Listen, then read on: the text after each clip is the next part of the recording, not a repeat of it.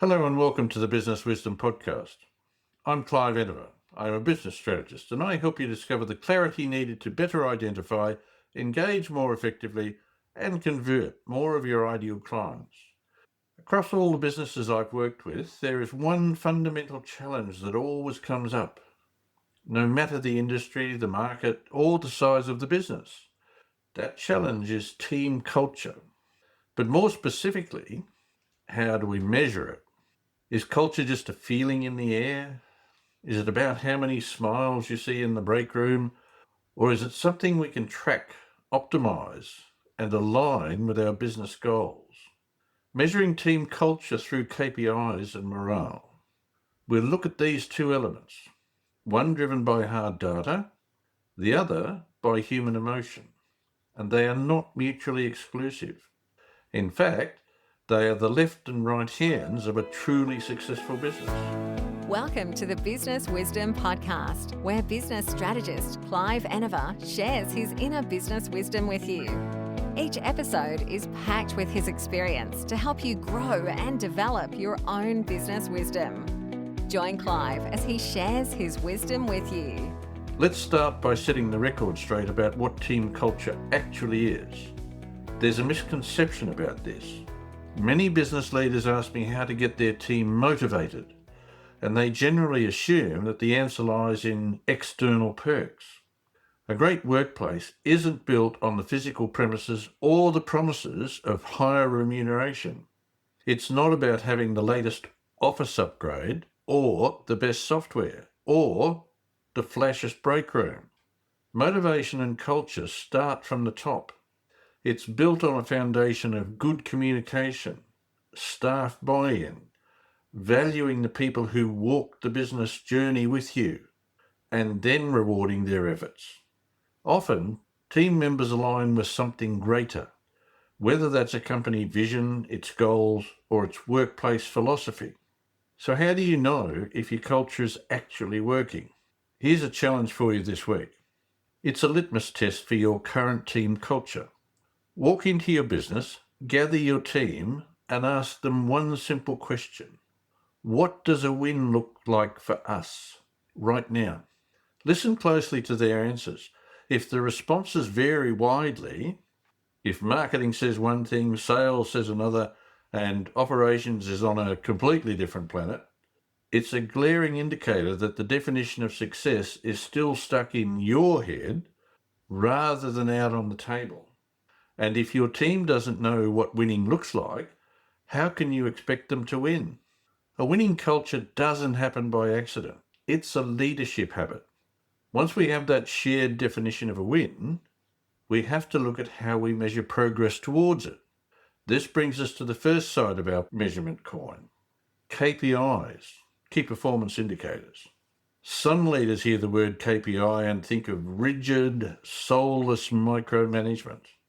But that is a profound misunderstanding of what a KPI should be. Goals need to be underpinned by activities.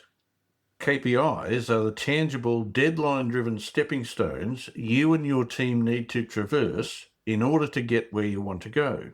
When you assign a KPI to a key team member, you aren't doing it to hover over their shoulder. You are doing it to give them clarity.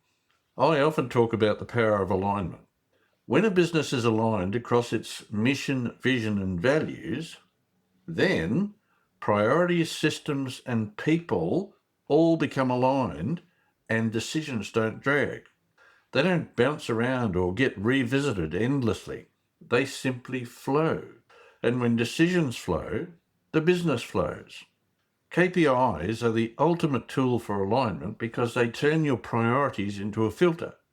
If a team member knows their KPI is client retention, they know exactly how to respond when a situation arises that affects the client experience. Accountability shifts from supervision to ownership. Your team members make better decisions because they understand exactly what matters. But here is where the concept of strategic iteration comes into play. If you find that a certain area of your business is underperforming, the temptation is often to overhaul the whole system. Probably not necessary. Instead, Identify one clear metric you can track. What is one small testable change you can make?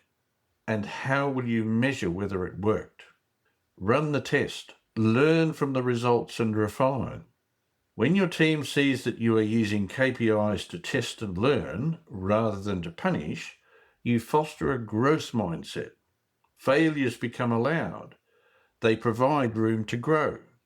You liberate your team from the fear of failure or the fear of looking or feeling stupid. And that is when performance truly skyrockets. This bridges us perfectly to the second half of the equation, morale. You can have the most meticulously crafted KPIs in the world, but if your team's morale is in the basement, you will never hit those targets. KPIs measure the output, but morale measures the input, the emotional energy your team is bringing to the table. When we look at marketing psychology, I always remind my clients every buying decision is emotional. People love to talk about features and benefits, but what actually drives a purchase is how something makes them feel. Guess what? The exact same psychology applies to your employees. Every day they are making a buying decision about your business's culture. Are they going to buy into your vision today? Are they going to give that extra effort? That decision is emotional. To build that emotional buy-in, you must lean on three culture pillars: extreme ownership, radical transparency, and a high impact standard. First, let's look at extreme ownership. This means everyone takes responsibility for their outcomes. But as a leader, ownership starts with you. You know the destination, but have you shared it with your team? When your team is allowed into your thoughts, your expectations, and shares the vision of the business, they have a clear destination to work towards. Sharing your vision creates buy-in. The radical transparency. Confused people don't buy, whether they're customers or employees. Clear messaging builds trust. Be simple, be direct. Celebrate the wins openly, but also discuss the shortfalls honestly. When you invest in your team members and communicate transparently, you help them realize their potential, which engenders profound loyalty. And a high impact standard? Solid teams thrive on collaboration. When a team feels they are part of something bigger, they can implement ideas without fear of failure and can bounce those ideas off each other. Then you'll see productivity improve painlessly. Let's quickly touch on one crucial element of maintaining team morale, and that is authenticity. Often we talk about communicating your unique value proposition or your UVP. Your UVP tells customers why they should pick you. Your team needs to buy into your UVP just as much as your customers do. If you're presenting a certain image to the wider public, say an image of premium quality, deep trust, and exceptional care, you'd better live that philosophy behind the four walls of your business operation. Your staff are your greatest advocates. And if there's a discrepancy between the polished marketing you present to others and the way you go about business internally, it will quickly become apparent. Hypocrisy is the fastest way to kill morale. Your business culture must align with your values, vision, and mission. When your internal culture matches your external brand voice, your team feels authentic pride in their work. They become ambassadors. So how do we practically measure morale alongside our KPIs? Look at how quickly decisions are being made. Remember, decision hesitation is common in growing businesses, often stemming from the fear of making a choice that leads sideways. If decisions are dragging, it means your team lacks confidence. Alignment restores that confidence. When you know where the business is heading, decisions feel lighter. If you track decision speed, you are indirectly measuring team confidence and morale. And finally, never underestimate the power of recognition. Ask yourself now, when did you last recognize your team members? because acknowledgement goes a long way, whether it's a high five, a bonus, or public praise. Tracking how often leadership rewards achievements is a fantastic internal metric for sustaining morale. To bring this all together, remember that KPIs and morale are a balancing act. If you push KPIs too hard without nurturing morale, you get burnout. If you focus entirely on morale without setting clear KPIs, you end up with a very happy team that doesn't actually go anywhere. The magic happens when they intersect. Set clear, measurable goals.